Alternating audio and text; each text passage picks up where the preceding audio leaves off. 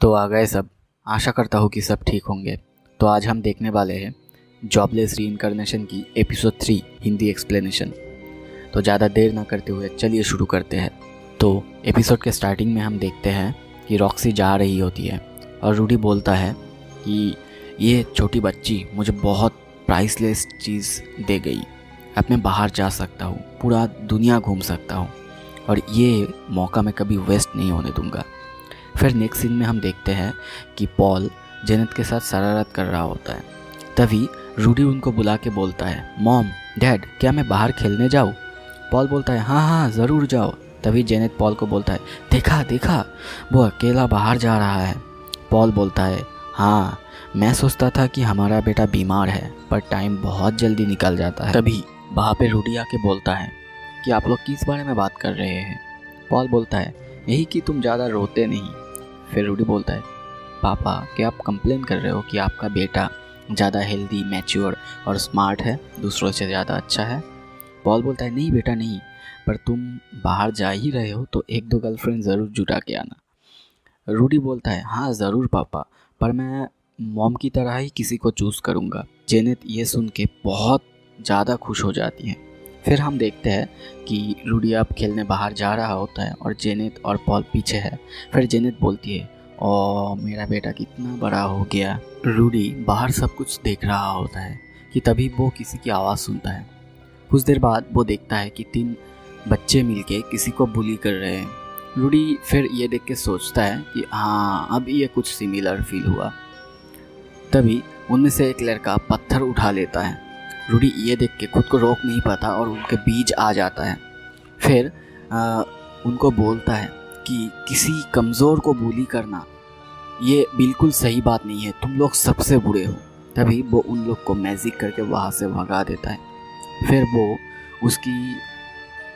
उसको देखता है और उसकी आंखें देख के वो शॉक्ड हो जाता है और बोलता है ये बड़ा हो के बहुत खूबसूरत होगा और हर लड़कियों के शान बनेगा।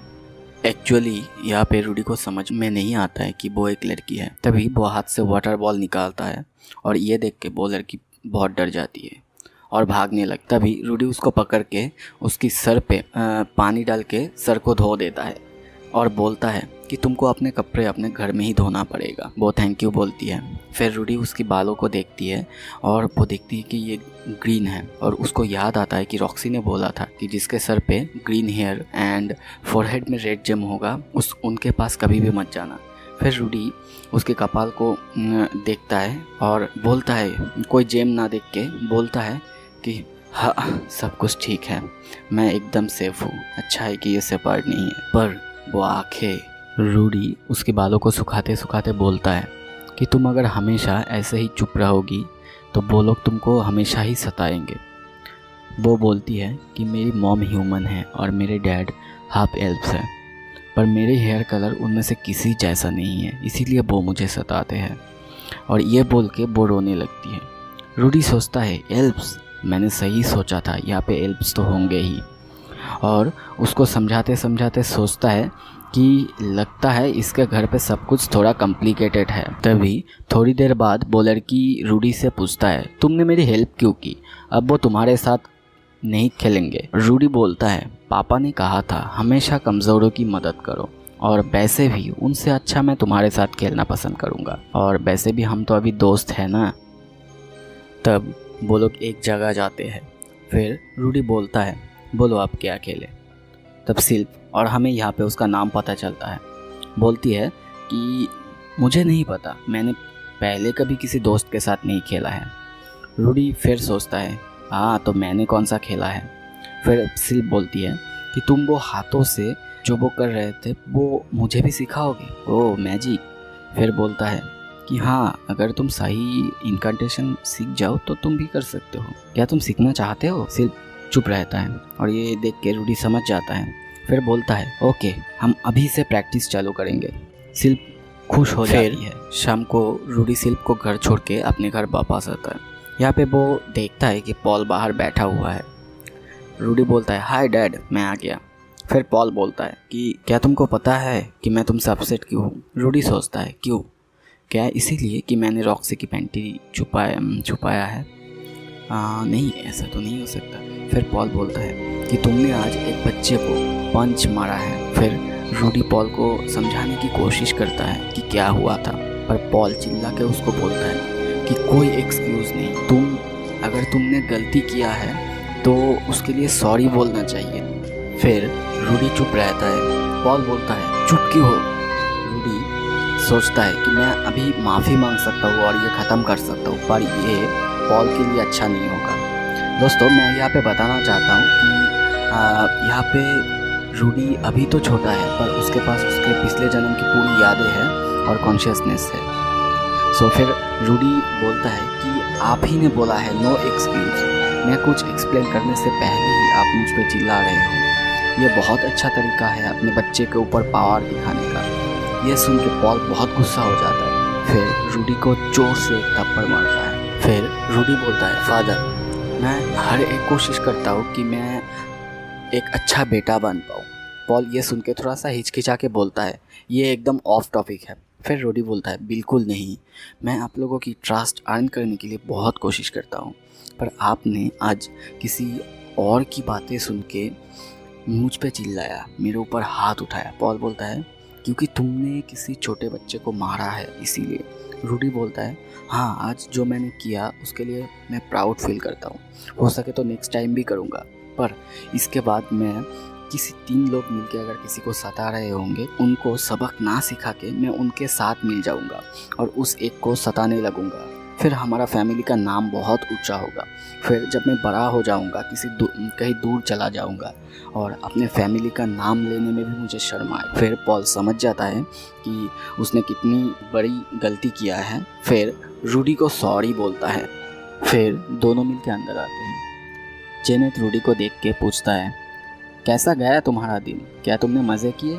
रूडी बोलता है हाँ माँ, बहुत मज़े किए और मैंने एक नया दोस्त भी बनाया। फिर पॉल को दिखाया जाता है। पॉल सोचता है कि यार मैंने आज क्या कर दिया।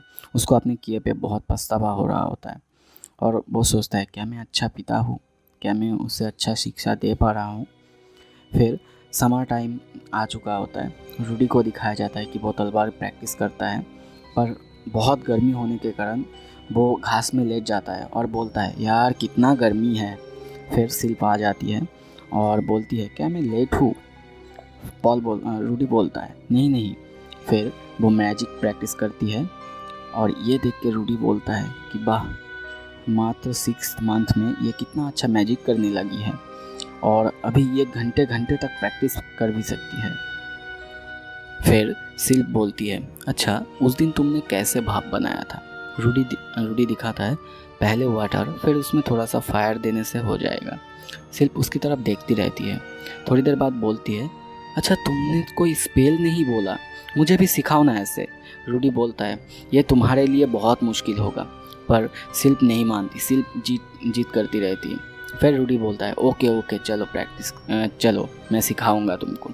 रूडी बोलता है फिर कि बस सोचो ये तुम्हारे अंदर से आ रहा है और प्रैक्टिस करो, पर सिल्प पहले नहीं कर पाती। फिर रूडी सोचता है ये तो रॉक्सी भी नहीं कर पाती, शायद मैं स्पेशल हूँ। फिर थोड़ी देर बाद सिल्प बिना स्पेल के मैजिक कर लेती है। सिल्प ही खुश होकर बहुत भागती है, खेतों में बहुत भागती है।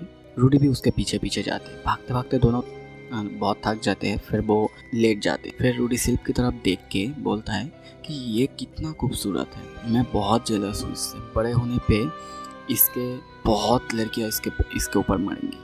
फिर बारिश होती है और दोनों मिलके रूडी के घर आ जाते हैं। फिर वहाँ पे हम मेड को देखते हैं। मेड बोलता है young master and master friend, आप आइए, मैंने आपके लिए बात का इंतज़ाम कर रखा है। फिर अब नेक्स्ट सीन में बहुत मज़ा आता है।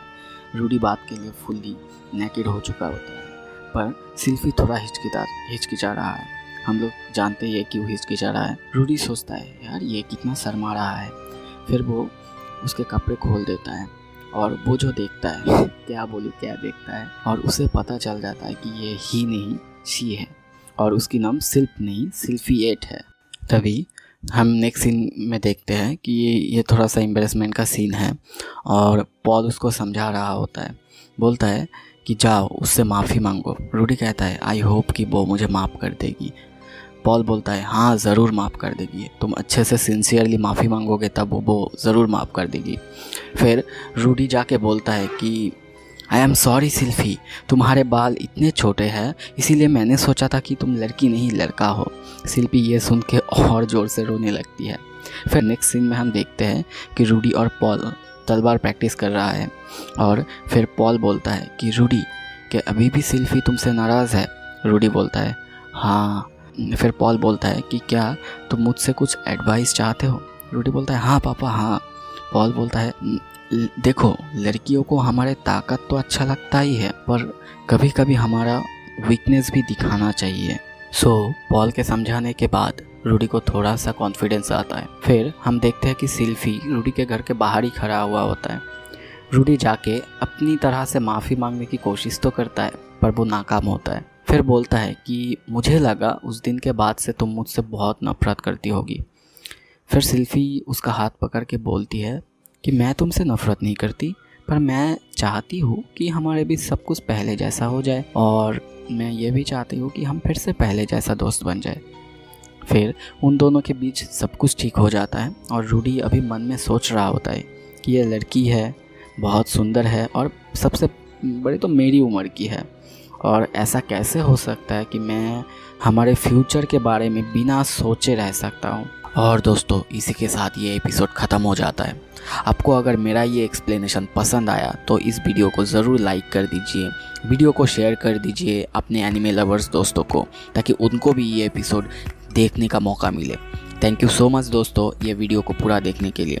मैं फिर लौटूंगा एक नए वीडियो के साथ, तब तक आप मेरे पहले वाले वीडियोस को देखते रहें और चैनल को ज़रूर सब्सक्राइब कर दीजिए ताकि ऐसे ही नए वीडियोस के नोटिफिकेशन आपको हर रोज़ मिलते रहें। Thank you so much.